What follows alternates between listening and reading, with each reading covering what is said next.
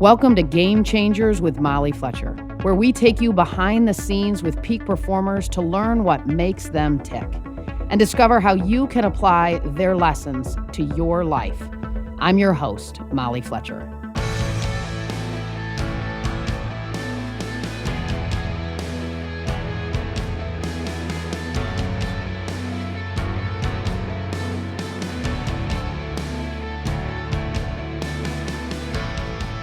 If you're one of the 1.4 million members of the Peloton community out there, then today's guest needs no introduction. Allie Love is a Peloton instructor, founder of the female empowerment collective Love Squad, in-arena host of the Brooklyn Nets, and Adidas ambassador. Dang, that's a lot. In our conversation today, Allie shares how to keep people engaged and motivated in a virtual environment. Does anybody need a little bit of that right now? How to lean into tough conversations and the benefits in pursuing a versatile career path. We also get personal as she talks about her near-death accident in her childhood that forever changed her outlook on life. This is an awesome conversation for anyone navigating their own career journey or anyone looking for a little bit of extra motivation. As always, if you enjoy the show, please leave a rating or review to help others find it. All right, let's dive in. Or, as Allie says, it's time to boss up. Here's my conversation with Allie Love.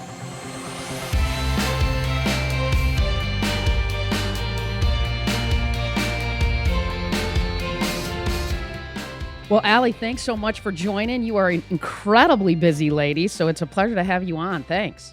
Oh, I'm excited to have this conversation. Thank you for having me.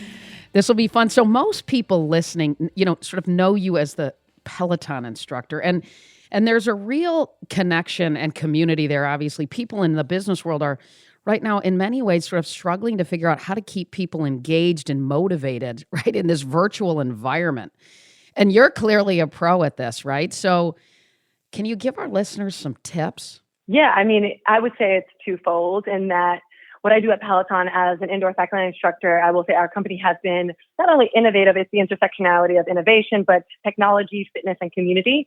And so that's something that we've been able to do in the house of our studios, but the magic really happened when we, kind of followed the guidelines of shelter in place and having to quarantine and was able to bring that experience that many of our community members felt and experienced real time in the studios from our homes. And so I had one of the members joking where he was like, you're not really practicing social distancing when you have 25,000 Peloton community in your living room. So we've been able as a community, and I will contribute that and attribute that to our content team, to our broader teams, our music team. They're able to kind of set that up in terms of our production team, where I'm able to stream live from my living room and my home globally to thousands of people in real time. All of that content still lives on demand. So and that's the priority of Peloton. As an instructor, I've been here about 3.5 years.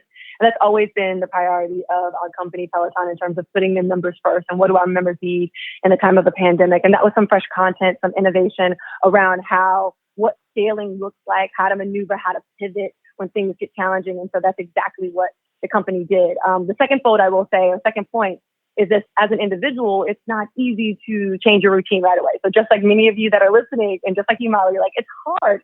It's hard to go from what you're accustomed to in terms of your routine in the morning, where you get your coffee or tea, or what you do, how you indulge and engage with your friends, with your own private little love squad, the people that got your back, and how you work out. To all of a sudden shift that and feel like, hey, I'm being productive. I'm servicing my community. I'm being a citizen of my community. I'm being great to my family, when you have been constrained in a way into what you can do. And so what I've focused on personally, and as a business owner, the founder of Love Squad, is how can I continue to impact the community with conversation. Conversation is the catalyst of change. We're having that right now. Dialogue can really change how you approach life, how you change your routines, how you're able to pivot as an individual when you don't necessarily work for a company or you've had to scale back or make some modifications. And so again, the company was able to do what it's been great at, and that's innovate, lead from the front. And then as an individual, what I've been able to do is, instead of thinking of myself and always like, what do I need? How can I just be of service to those that follow me on Instagram, that come to our Love Squad events. And so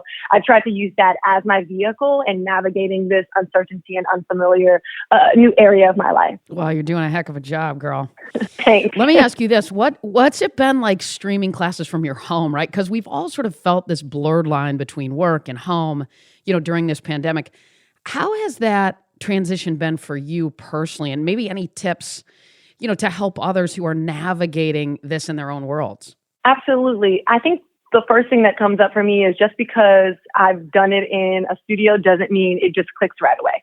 And what I mean by that is to say, like, the beauty of Peloton is there is a level of humanity, and we identify on, the challenges, and we identify on what new normal looks like, and continuing to push forward. And so, sincerely having to teach out of my living room was a transition for me, trying to find my voice. And it was a challenge that I was willing to meet head on, because I continue to engage, motivate, and uplift your community, because that's your calling. Yes, it comes with new challenges, such as how do I bring this party, like truly have a house party and convey that still like it would be in the studio from my living room? How can I make sure that they feel welcomed in my own home? How can I make sure that it's still a home for me? And so I think the way that I handled that was to go back just like athletes do and look at the tape, look at what I did on camera, what worked, what didn't work. How can I, again, make those subtle changes? And I think that those things are really important, because I don't care what you think about a person. And you and I were just talking offline about Kim Scott. I love Kim Scott, Radical Candor, in this book.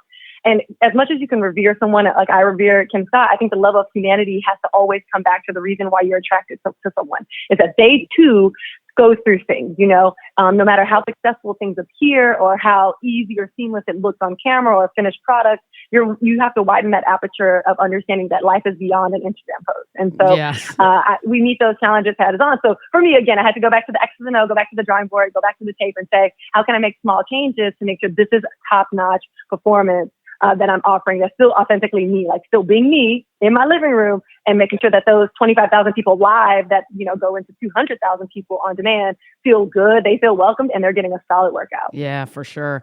You touched on it a minute ago, but tell us a little bit about the culture of Peloton. I can bring it back down to a microculture. We think of our families, our immediate families in our house that we share the same spaces with. You establish how you want to engage with each other. It is established in how you engage and the words that you use, and how, to the point of when you have dinner, to the point of if there is a problem, how is it reconciled? Who is going to lead in certain areas? Who's going to pick up like the secondary role, and vice versa? Like where do you fit in? And so I think that the way that we have interacted and the way that we engage at Peloton is, there's no hierarchy. There is a community, and our community is not only just our members, but it's a part of everyone that works and has that Peloton at one Peloton email address, even our contractors. And that's the most important, is how do we want to make sure that when we speak to someone that works at Peloton, and we carry this outside of our company, right? Culture just doesn't stop at your home. They say it starts within your home. Sure. And that's what makes it so special, is that when we speak to each other, we engage as real humans.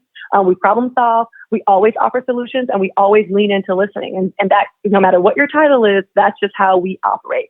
And again, always with that concept of like our community first, our member first, with us understanding that we also are a community. Like the person I work next to is still a part of that community. My fellow instructor friends, they take my rides just as I take their classes. And so we're creating it from the inside out. Well, it sounds like there's a ton of curiosity, a lot of humility. It's almost like the reverse pyramid, right? I mean, you guys put the community at the top, and you guys are really a servant heart in that regard, both internally and with your customers. That's awesome. Yeah. That's awesome. Thank you. Before we dig in, I want our listeners to get a taste, a little bit of who you are, and a defining moment that you talk about in your life and how it shaped you. And so maybe you can sort of tell that story about that moment when you were 9, just so our listeners have a sense of that experience that really changed your life. Yeah, thank you for allowing me the space to share this story, because interesting enough, I have never really shared this story prior to pandemic. It wasn't a part of my, anything that I had shared mostly publicly. It maybe came off in a one-off Instagram post years ago. But the reality is, as I was doing this self-awareness and this deep internal work in this new normal of being in a pandemic, I realized that this was a pivotal moment in my life. And so at 9 years old, I was hit by a car. I broke my left femur, broke my teeth, and it really skinned my whole body. And I was in critical condition. was at a family barbecue going to get some ice cream. And unfortunately, the car was parked behind an ice cream truck and zoomed out. And it put me in a position where I was in the hospital for 7 days. And think about it, when you think of someone breaking their hips, they don't usually look like a 9-year-old girl. Right, so we had sure. to wait at least 5 to 6 days for a plate to be made in China and then shipped across to the US. So we had to like put in an order, wait for it to be made, and then mailed. And so it was that I will say was the moment where it wasn't looking so good for me. And my parents, and I still can feel, I'm not a parent right now, but any parent, when you have your child in the hospital, at any point, I assume you change places with them, Sure. And I know that's what my mom had said after. But it was a conversation that transpired between my mom and I that now I know has shaped my life quite a bit. And it was the moment where she had come up and the doctor saying like, this is taking longer than normal. She's losing a lot of blood. I was in the hospital bed with a weight, literally like a string and a weight, separating my bones so it didn't mend incorrectly prior to surgery. And so she came up and she said, it's not looking good. And she's like, you have 2 choices. And I'll remind you, again, this factor of being 9 years old is really important here. She said, you can choose to let go and not fight, or you can choose to live. But if you choose to live, you have to fight for it. There's nothing I can do to change the situation. If you choose to live, you have to pray to God and you have to fight. However, if you choose not to live, I will support that. And so that was a moment where, of course, at that, 9 years old, I prayed. I followed my mom's directions. I prayed and I decided I was going to fight to live. And that's what I did. And so that led me into becoming, a dancer. Like about 2 years later, I started dancing. Dancing became my passion. It led me into hosting, where I was hosting for 18,000 fans as the host of the Brooklyn Nets. It led me into becoming the founder and CEO of Love Squad, where I created this company to hold space for women so they can get access to information through panels or through one-on-one conversations around their well-being, around their careers. And then it led me to fitness. It led me to become a Peloton instructor. And I say that was the catalyst in my life and the big moment, because as I was doing this self-work at the top of the pandemic, I had buried that incident. I had buried that conversation so deeply because it's hard to relive. And the truth about it was, in that moment, my mom gave me something that I had that was the common thread of my entire life, moving from Miami to New York. My mom respected me enough, but also she had the courage and strength to provide an option, an opportunity for me to make a decision around my own life, even at 9 years old. Instead of saying, we're going to fight, and I'm going to do, and not that she wasn't doing what she could, because she always does. She's my mom. She's great. But she knew that I had to make that decision. And there was no way out of that situation unless I decided to fight for my own life, to go ahead and stay optimistic and pray and use all of the tools and resources that I physically couldn't do, but my mental, my spiritual, they always say, all of those things are connected, right? It makes you who you are. It completes you. All totally. And so while I physically couldn't fight for myself, quote unquote, I could mentally and spiritually fight for myself, and staying optimistic, staying positive, communicating with them, really saying that I was going to persevere, using these words, using conversation, again, as that catalyst to change, as that movement, as that momentum. Yeah. And you talked about all these roles you play, and you call yourself part of, and I love this, the slash generation. How does that play into your identity, right? I mean, that's a lot of roles, if you will. Yeah. Again, not to make it about my mom, even though she thinks she's so cool. She is, but don't tell her that. Not yet. Oh, I'm sending her this, one girl. Time. I just remember we used to have this saying in my house. And even my dad used to say it. It's just like we would go do something. My sister played tennis. We would do things that we love to do. And she's like, it's better to be the master of one than the jack of all trades or the Jill of all trades, or however you identify, right? Mm-hmm. And I remember stopping her once in the foyer of our house. And I said, why can't I just be the jack of all trades? Why is that such a bad thing? And I was like, because I think I do a lot of things, maybe not the best, but I do them very well. And I enjoy them. And I don't want to be the master of one thing. And she didn't really push back. She was just like, okay, that's for you to figure out, kind of thing. Again, the onus is back on me. You make the decision. You be good with this decision. And as I evolved into an adult and moved to New York and went to college during these years, I was just like, I don't want to pursue one career type. I think I have a lot of offerings that I could use of service, that could be a service of our community. And yes, I want to host. I want to use my voice. I want to use my body and be a dancer to convey a different message. I want to create space and hold space for people to come out and have conversation and really share and exchange, because that's really how things change. And I wanted to get, fortunate enough, I was able to join to be a Peloton instructor, one of 33 global Peloton instructors that service 2.5 plus million members. Wow. I want to do those things. And there have been many people that have stopped and said, if you do these many things, you'll never be good at just one. And what has come to happen, and not to say that I saw it before anyone or before many people, is that what's really fascinating is when people are multifaceted, because they are multifaceted. We are multidimensional humans, and we're able to tap into that and realize that, yes, you cannot give 100% to everything, but how you prioritize and divvy up your energy to those things that are important, you can have it all that's for you.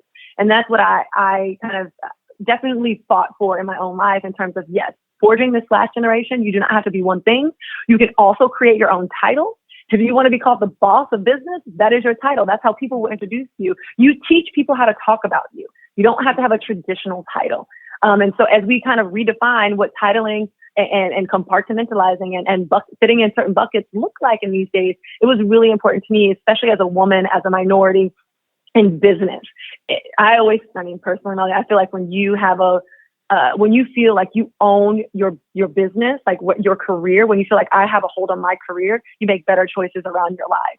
And you have a little bit more, you're a little sovereign in how you maneuver the next steps or who you decide to partner up with or be friends with. Like you feel a sense of security. And so that's why not only is the well-being of women important to me or people important to me, but also making sure that you figure out versatile versus vertical career and that you can have it all. Vertical is like that one track, climb the corporate ladder. That's you go, my friend. I'm not definitely saying that is a bad thing. Go for it. We need those people. But if you are a part of the versatile career where you have slash this, you're slash that, all of those things, like go for it, my friend. Go.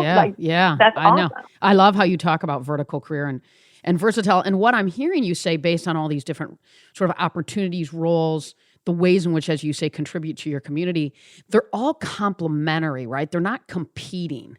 So I'm thinking about our listeners thinking, wow, as they have things and opportunities that come at them, how do they make decisions? And maybe you can tell, how do you make decisions on what you say yes to and what you say no to in order to live that sort of versatile career versus that vertical career and ensure that the things that you're leaning into support one another versus compete with one another? 2 points I'll make on this. In terms of a very generalized point, when it's deciding what you want to do, what your career looks like, and how you maneuver that, it's always, you come back to that Venn diagram of what you're good at and what you love to do. Sometimes what you love to do is not what you're good at, and what you're good at is not always what you love to do. So it's finding the intersectionality of those two things and listing it out. Be honest with yourself of what you love doing and what you're good at, meet, and then explore jobs that do those things. Because again, you don't want to put yourself in a position to do what you love, but sincerely, you're just not good at. You have a skill set, right? And you build confidence is connected to your skill set. Confidence is not connected to your self-worth. Your self-worth is what you deserve, no matter what you do or don't do, right? You deserve kindness. You deserve to be happy. You deserve to make decisions. Your confidence is attached to your skill set. You feel confident riding a bike because you learned how to do it and you've done it quite a bit. You feel confident. So keeping in mind what you're good at, you're going to be confident about. Doesn't mean you have to not lean into your weaknesses, but sincerely lean into your strengths, allow that to lead you into what you love to do. So that's one point. And that's how I've kind of identified my life. The common thread of all of my careers is that it's live, it's on camera, and it's about community. All of those three things are important to me. I love live element. I love realness. Like I love being able to, oh my gosh, did I mess up, Molly? Did I say something? Right. I love that. Did you see on my That's post? Cool. That's good. I love being on camera. Sure. Yeah, I love being on camera. Some people will be like, isn't that a little egotistical? Absolutely not. I have to be honest with myself. I can't do what people think I should do. I got to do what works for me.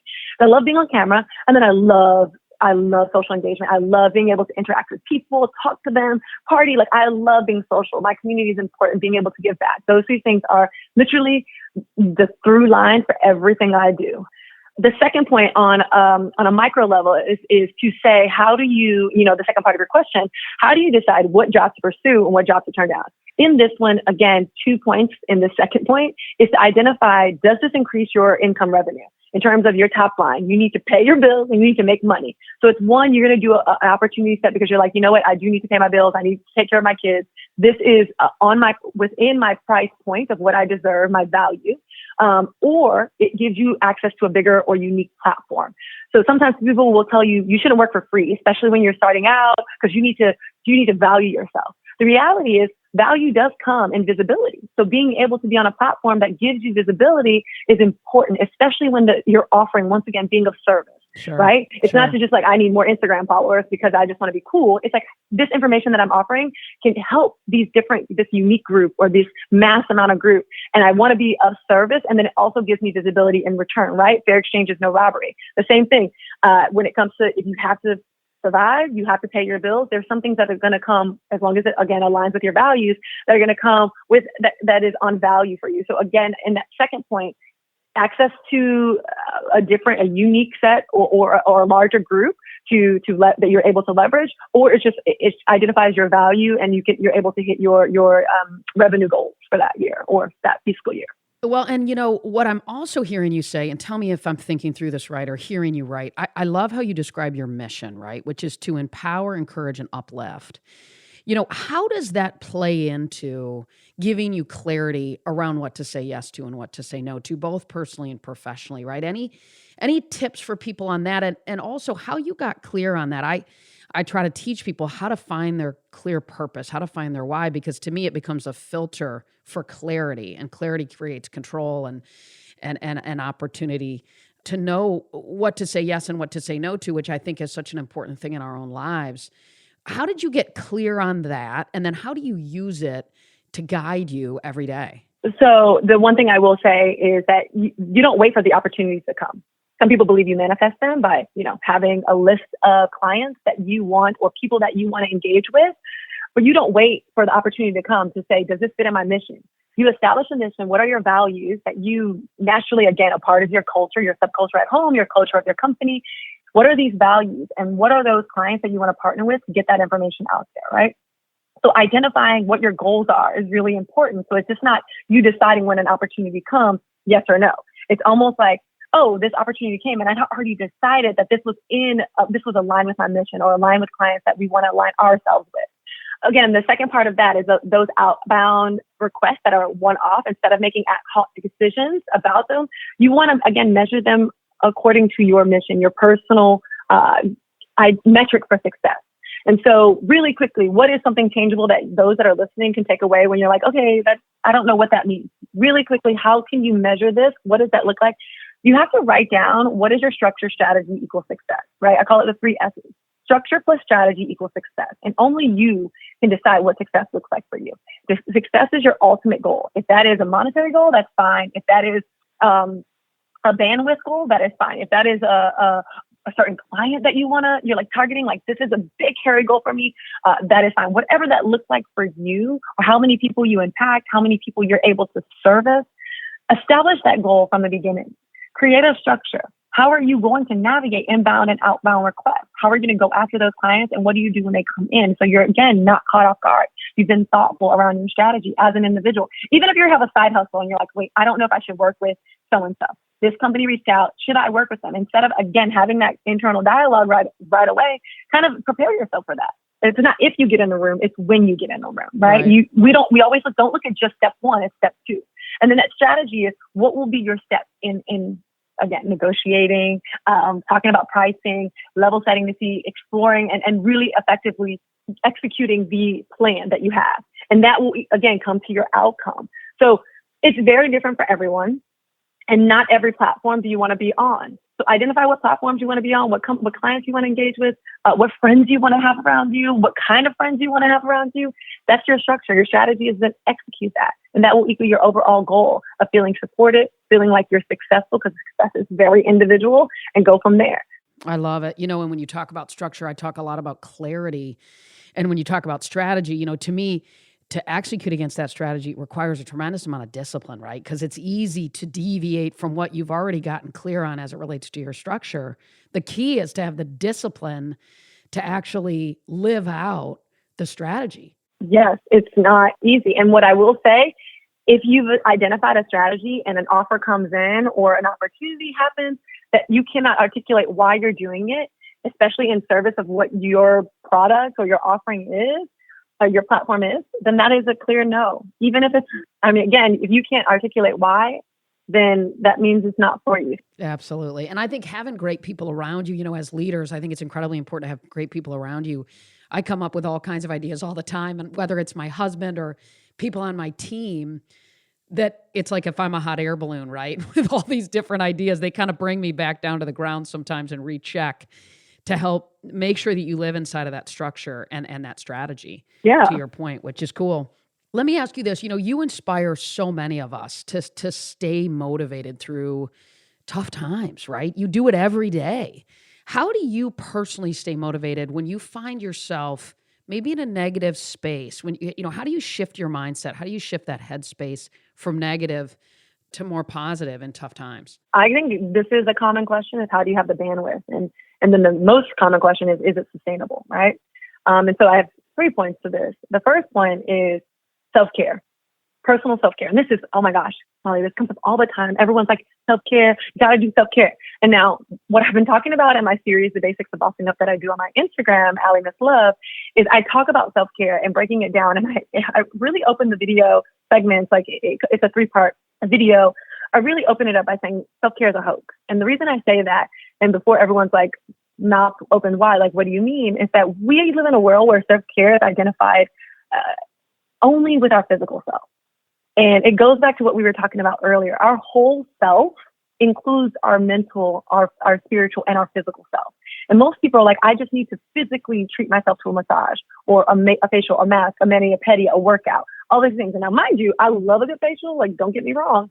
I love a good, mani, pedi, all these things, or hell, a massage. But the reality is that's not complete self-care. That's just what is trendy. That's what's Instagrammable. That looks good. That's easy. And the reality is, in these 3 points, the first point is to identify how can you take care of yourself completely, your mind, your spirit, and your body. And with your body, most of us can identify when we are out of shape and we kind of know what to do. Most times, though, we can't identify when we are mentally and physically and spiritually out of shape. And when we do identify that we are spiritually and mentally out of shape, sometimes it's a little too late. And not too late to get help, because we can always get help no matter where we are on this journey, but too late in terms of doing some preventative work. And that preventative work sincerely looks like, I say 5 minutes a day. Simple. How do you take care of yourself mentally? Read a book, a podcast, things you enjoy, a playlist that you love. I do brain games before I go to bed to just unwind, where I'm not thinking about work. I'm not thinking about the hard stuff, but having a mental break to just give yourself a break. Recovery, we know, builds muscle, right? Recovery, that you need some recovery for your brain. So finding out what works for you and carving it out a minimum of 5 minutes. Same thing with your spiritual stuff. And it's not to say, well, you're like, Allie, I'm not spiritual. I don't believe in God. I'm not telling you need to. I'm telling you what works for me is that I pray. That's my thing. But if you meditate, if you focus on breathing, some people think meditation and breathing are two different things. Que sera, sera. But if you like to propagate plants, replanting, getting in touch with Mother Earth and your apartment as close as you can get, do that. Like, find, again, a spiritual moment of recovery, because then that is true self-care. The second thing in terms of this energy for bandwidth is saying no. I know that most people hear that all the time, and then you just got to say no, and you got to say no to yourself. For me, I love to hang out with everybody all the time. I tell you I'm so but I have to say no. I haven't noticed that about you, Allie, at all. I never picked up on that. I have to learn to say no. I have to say no to myself, not so much to many people. So making sure that I sincerely say no to some of those things. And then coming back to your concept of discipline. True discipline is identifying when to say no, how to say no, and protecting those things.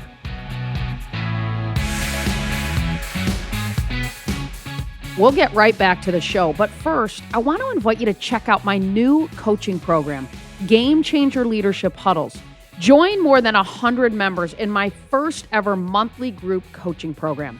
Our next huddle is August 26th on the topic of energy management, something we all need to master in today's environment. Get signed up today at mollyfletcher.com/leadership-huddles and become a part of our growing community. Again, that's mollyfletcher.com/leadership-huddles. It is awesome. I can't wait to see you in the huddles.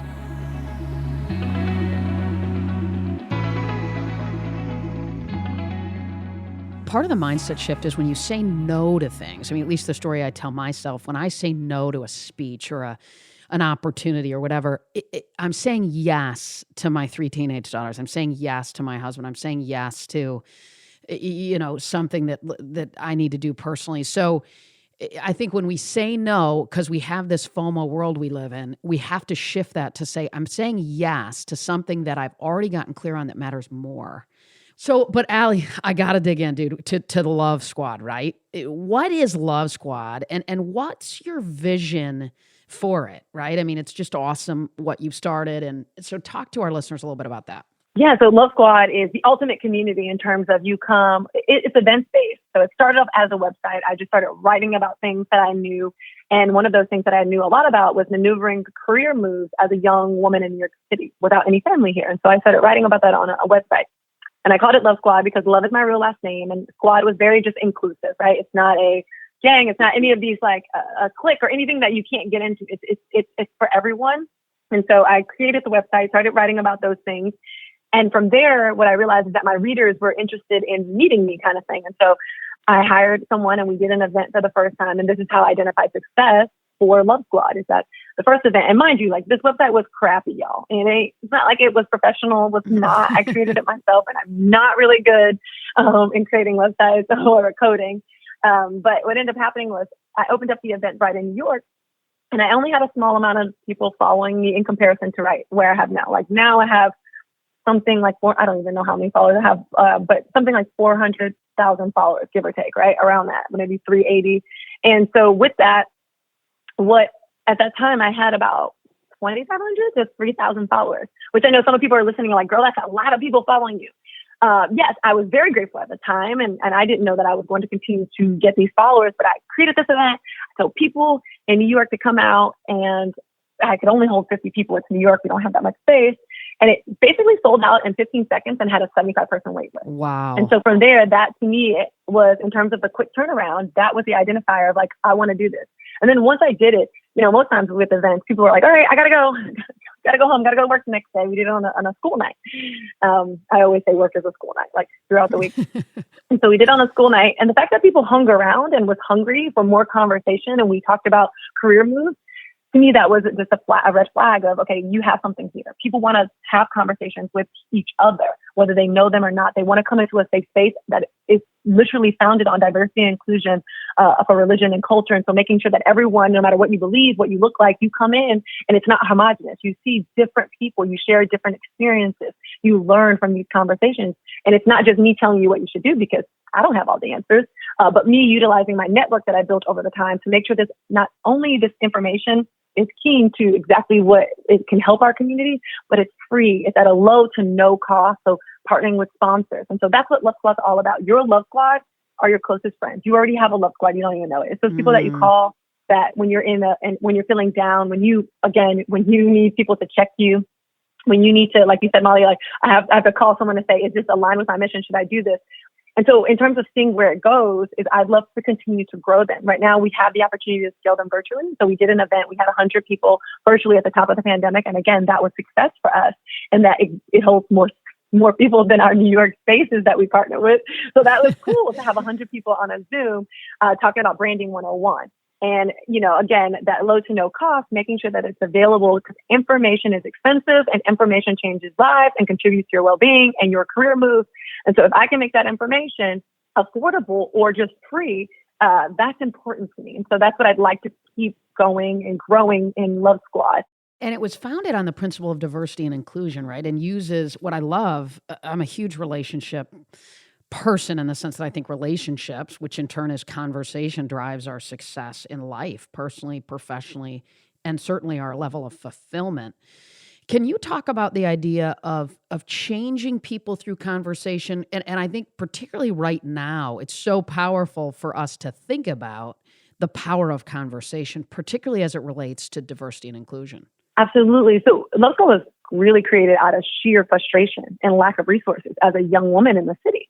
I couldn't afford to go to all these expensive events to kind of meet. And I say this all the time, like my fairy god, mentor. I couldn't go to these events because you have to work. You have to think for yourself. I was auditioning, I was working, I was, going on castings, all these things. And I wasn't able to take that money and put it towards my future. And so the lack of resources put me in a position where I was really frustrated. And I was like, I don't want anybody to go through this. And if I can offer them how to get from point A to point B quicker, then that's what I want to do. And so in terms of it being founded as a young woman, that was something that was really important. Like I didn't have those things. And therefore my service is to give those things, offer and create space, put the pieces of the puzzle together so I can, again, some of the problems that people may encounter similarly to what I had.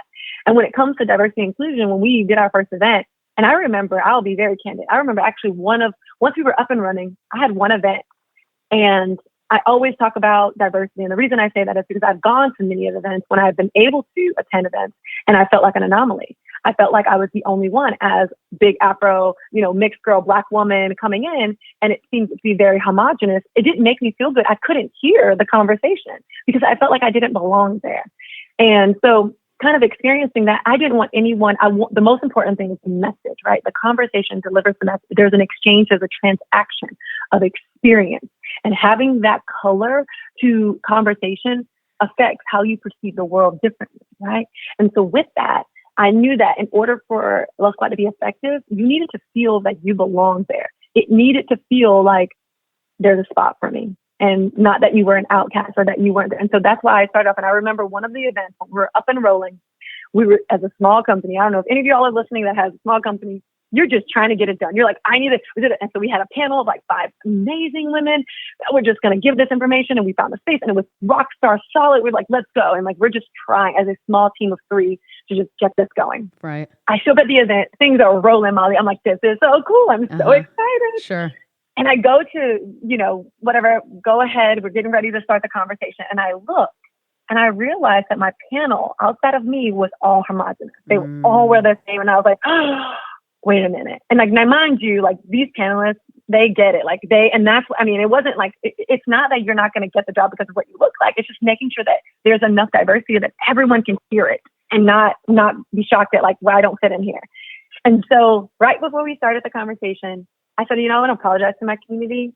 It's not the qualifications, because these women up here are incredible and they're some of my closest friends, and like I've looked up to them for a long time. But I also want to notice, I want to highlight what I noticed is that this is not a diverse panel, and that is on me. And I apologize, because again, being able to hear, you can only really hear when you feel comfortable and safe. Very and cool. Not that doesn't mean you can't have hard conversations, right, around differences, but it's understanding that in order for someone to hear you, you have to have a space that everyone's receptive. For sure. And so I just wanted to like, again, call it out and say, I'm holding space, and maybe this was different, but like I can recognize it. And I said, I can do better. And everyone was just like, thank you for saying that. Like that's the big deal. That's important. It was the elephant in the room. Exactly. Yeah. And so I'm sort of hearing you say that when there's a tough moment or a tough conversation that needs to be had, you start with safety, you start with authenticity. What other advice would you have for people who are listening that maybe need to have a difficult conversation with somebody? How do you approach those? So I take it away from me. How you feel is really important. But most times people can't hear how you feel because they're thinking about how they feel or how you're making them feel. And so what I always do when I have to have tough conversations, whether it's in my relationship, with my family, around diversity, inclusion, anti-racism, around women's rights, around any of these things, around religion, instead of because when you lead with how you feel right away, again, not to say what you feel is not valid, it's important, and it adds color to the conversation, and it is important. But when you lead with that, it makes people feel defensive. It makes you, and also puts you in a position that sometimes you feel like you're defending yourself. And it's like, no, my feelings are just a matter of fact. Like we can work around this. And so to get to that point, what I've done personally, and I will say I'm still learning how to do this. I'm still having conversations like we're having to get to a better place. What I've learned is when you root a conversation in cited references, so if you're like, hey, I read this article, I would love to share it with you. If you're able to root a conversation around a piece of education, then and there kind of levels the playing field. It takes it away from right away being super emotional, attack, defensiveness. It's to just read, if you're having marital issues or problems with your bestie or your kids, it's like, do you mind if I share a few articles with you or a podcast? I love to have a conversation, but I want you to have access to the information that I've had, and then we can start talking from there. Don't use the information as tools or like ammunition to shoot this person down and poke holes in their argument, because then you're still telling them they're not good enough and what they feel is not valid, even if you feel like you're the one trying to feel better in a relationship or in a situation. So it's usually to level the playing field. It's like going into school, and not the basis of this, but it's like coming into class and you get a pop quiz of information you never heard about in your life. And you're like, this isn't fair. And the instructor and the teacher, professor is like, no, you should just know this. This is how, this is stuff people know. And you're like, no, these people may know it, but I don't know it. And so kind of making sure that you come to the table with access and insight to the same information. You're able to root it in that cited information, argue those points through, or debate those points really, and sincerely, not argue, but debate those points, founded it from there. And then that is how you kind of color the conversation of here's how I feel, here's why, and always articulate why. So tell me this, Allie, what's next for you, right? Any projects you're working on or anything cool? I can only imagine the amount of things that are up your sleeve. Can you give our listeners any nuggets on those? Yeah, sincerely, I am trying to slow down and go faster. And the reason I say that is because we all are in a unique opportunity, finding the silver lining with, if you can, in an unfortunate situation called, COVID and a pandemic. And being quarantined is really coming back to the drawing board. And I do this biannually, even if we weren't in a pandemic, is to say, what do I really want? And who am I? Who am I? Who do people see me as?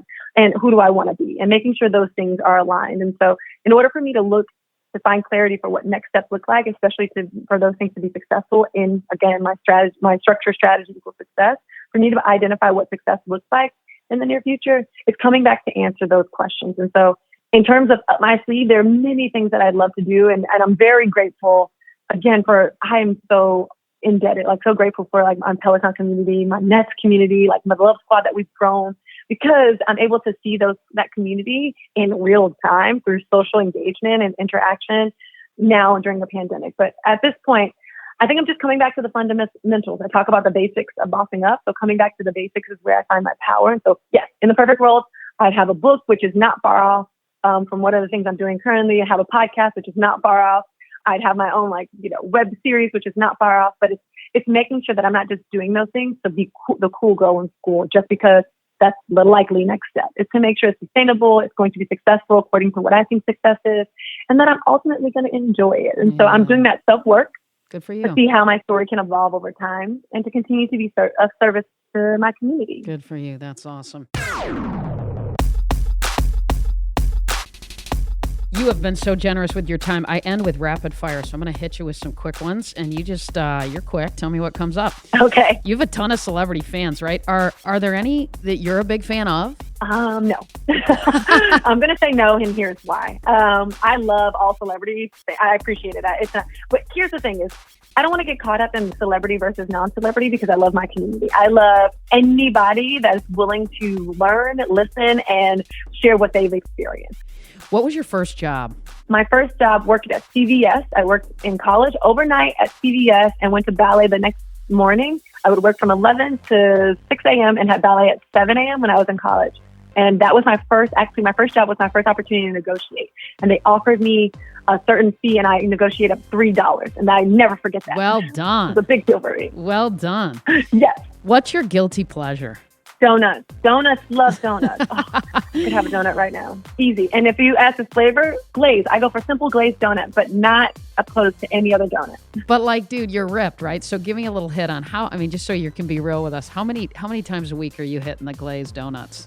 Okay, so most times 5 days a week. When we were out of a pandemic, I would eat a donut probably once a day because we were our studio was next to a donut place. Okay. So sincerely, yeah. But now in the pandemic, because I don't have access as much because I'm home, I've been just cooking pancakes. Got it. Okay. I'm a pancake connoisseur now. There you go. All right. Well done. What's your biggest fear? Water, the ocean. I grew up in Miami and we would go to the beach and my dad, I don't know why every time we'd go to the beach, but there'd be baby sharks around and my dad was like, it's fine. It was never fine, Dad. It was never fine. You told me your favorite book. Is that your favorite book, Radical Candor? It's one of my favorite books. I think my favorite book of all time is My Name is Asher Ive and by Chaim Paddock and talks about art and religion and the conflict the little boy had growing up between choosing art and religion. Oh, cool. What's your favorite app? Peloton. Good answer, girl. Yeah, the Peloton app. What's the last show you binge watched? Okay, a lot of them actually. Oh my gosh, I'm glad you asked this. I'm really curious where the time comes from for this, by the way. Well, this is the thing. I don't watch TV at all. Okay. But in the last 4 to 5 days, I've watched Kim's Convenience on Netflix, and I watched all 4 seasons. I just watched Never Have I Ever, only 1 season, Black AF, 1 season, and Babysitter's Club, 1 season. So I watched all that in a week. That's I don't know. I just got into it. Yeah, that's intense. One thing you cannot live without. One thing I can't live with. Oh, eyebrow brush. really have an issue brushing my eyebrows. Okay. And the reason I say that is, I hate when my eyebrows, I don't know what it is, weird. I know that's the point of rapid fire. They always have to be brushed up. Got it. So I don't know. There you go. Yeah, you sound like my teenage daughters. What advice do you have for female entrepreneurs? Be honest with yourself. I go back to what you're good at and what you love to do. Really be honest with yourself at what you're good at. That's the most important thing. That's cool. The show's called Game Changers. So one last question. What game changer inspires you and why? Serena Williams. I think that she has been able to persevere through adversity. She's one of my favorite athletes of all time. I think that she's also right now redefining what athlete mom looks like publicly by giving us insight to, her and Olympia and what they do. Yeah. And so I really look up to her. And if I could get a second one, it would be Mr. Rogers, standing on the right side of right and understanding that the power of our next generation and giving kids sincerely the responsibility to make decisions and having a conversation, having many conversations with them is really important because they know what's going on. And I think, again, Serena Williams does that with Olympia, giving her autonomy. And she's been able to redefine, what a world-class athlete looks like. Yeah, boy, has she on and ever. off the court. Yes, she is remarkable. Unbelievable. Listen, thanks so much. You're a sweetheart. You inspire so many people. So thanks for the work that you do. No, thank you. Thank you for this opportunity to share a conversation with me. I feel truly inspired by this conversation. So thank you. And thank you to all the listeners that got to this far. I appreciate you listening and always feel free to share. Allie Miss Love on Instagram, allielove.com. And of course, follow Love Squad. We'd love to have you. We're always offering information, lovesquad.com and at Love Squad on Insta.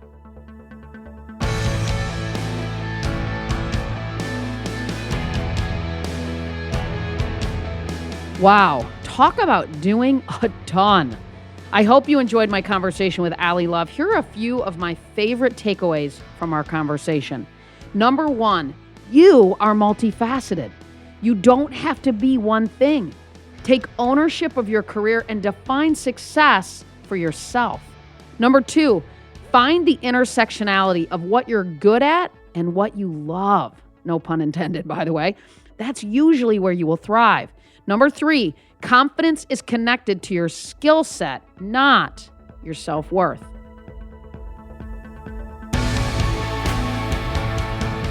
Thanks, as always, for listening to Game Changers with Molly Fletcher. If you like the show, be sure to subscribe on Apple Podcasts. There you can listen to previous episodes and leave us a review, which helps other people find out about the show. For more about me, visit mollyfletcher.com.